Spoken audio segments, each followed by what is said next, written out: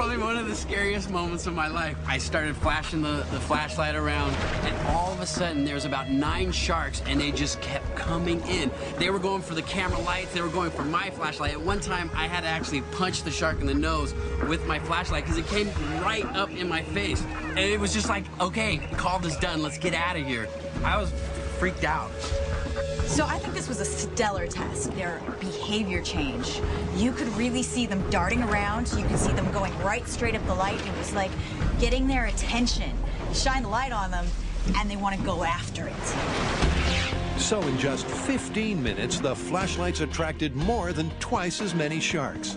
There was a significant change in their behavior, and if you're expecting a summary from the team, here it is. That test was crazy. Amazing. All right, so let's break it down.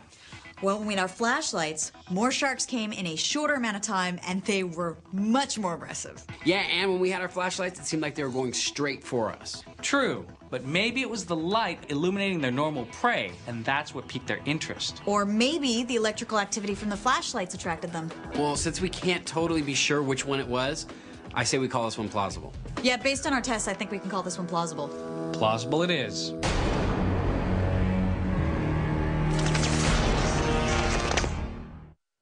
Adam and Jamie are talking to the animals. Come on, which one you want? Well, we know sharks find me delicious. The question is, will they find me more delicious if I'm doing this as opposed to this? But our Dr. Doolittles have yet to answer that question because so far their flapping fish test is flawed. Oh, The myth is the shark is attracted to the sound or the movement of an injured fish. Now, we definitely created that, but it was also clearly a fish and it was smelling like a fish. So we don't know that it was only the movement. It could have been the sight and it could have been the smell. at this point in our test, we need to remove all the variables. This skirt right here will remove any visual cues for the sharks, and the fact that this is plastic will remove any scent cues for the sharks. If the sharks respond to it, it means they're only responding to the sound of the flapping fish. Okay, flapping fish, no variables.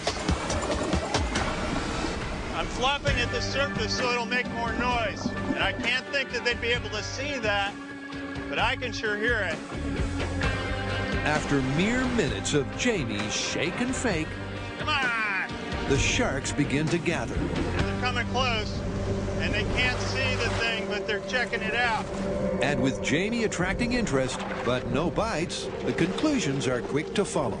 Well, I know what I think. The sharks are interested in what's going on, but they come near the skirt, and it doesn't look like anything to eat. So I think to really test this, I'm just going to flap on the surface with my rig. Jamie's theory being they can hear the flapping and slapping on the surface, but without a visual cue, they're not convinced dinner is on offer. But combine the sight and sound of a meal, the sharks take the bait. Oh, this is a definite bite attempted on the flapping fish. Hey! However, while Jamie's having fun up top, Yeah! inducing a feeding frenzy with fake plastic fish, There we go. That's what I'm talking about. Adam's what's known in the diving fraternity as freaking out. Dude, that was totally out of control. As soon as Jamie removed the blind and exposed the flapping fish, the lemon sharks went nuts. Plus, a tiger shark turned up. Adam, I'm coming up. Which, according to my better judgment, meant I had to be somewhere else. Big baby. While Adam gets his heart rate back under control, how about some science? Are sharks attracted to flapping fish? Sure. They're opportunistic hunters. They're curious. They're going to investigate anything that gets their attention. But is the sound of flapping fish alone enough to incite an attack? No, they need the other stimulus as well. All right, guys, I'm ready to call this one if you are. Plausible. What he said. Definitely plausible. Have you had enough Shark Week?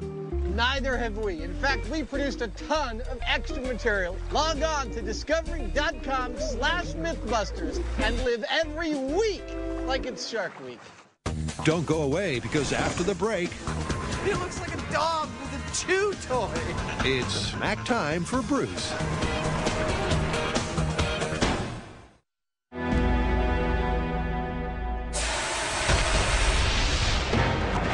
If you're unlucky enough to get attacked by a great white shark, what should you do?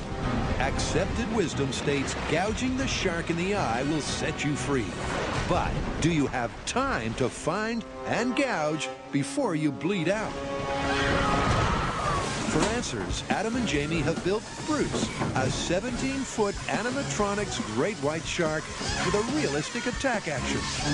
Now all they need is some water. That's it, yeah! So with a sprinkle of jump cuts, a dash of audio punctuation, and a topping of fast forward, Bruce is sitting on the side of Frisco Bay watching the tide roll away. Every morning, the Heinemann people head out into San Francisco Bay, foraging for the food that will make their nightly meal. Where are you going, Adam? I'm just waiting for the tide to come in.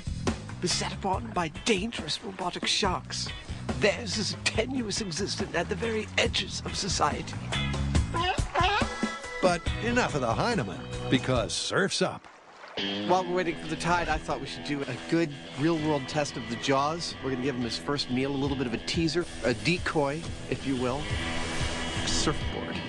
See what he does with it. All right, go for it.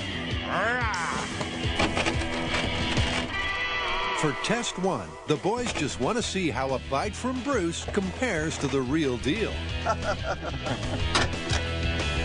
don't think he's letting go of that. With his anatomically correct teeth and his accurate bite force, Bruce gets a grip that looks identical to that of a great white. That test was great. The marks he made in our surfboard look exactly like marks we've seen in surfboards bitten by sharks. Okay, so Bruce has the bite and bite force of a real shark.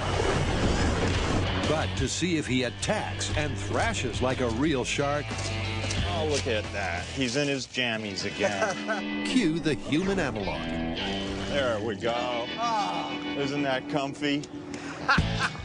We want to show with the patented Mythbusters human analog that Bruce has the right stuff when it comes to putting a victim through the ringer. He's got it. He sure does. Come on up and thrash. Okay. Jamie fires up the pistons, and Bruce goes to work. Are you ready? Okay, go.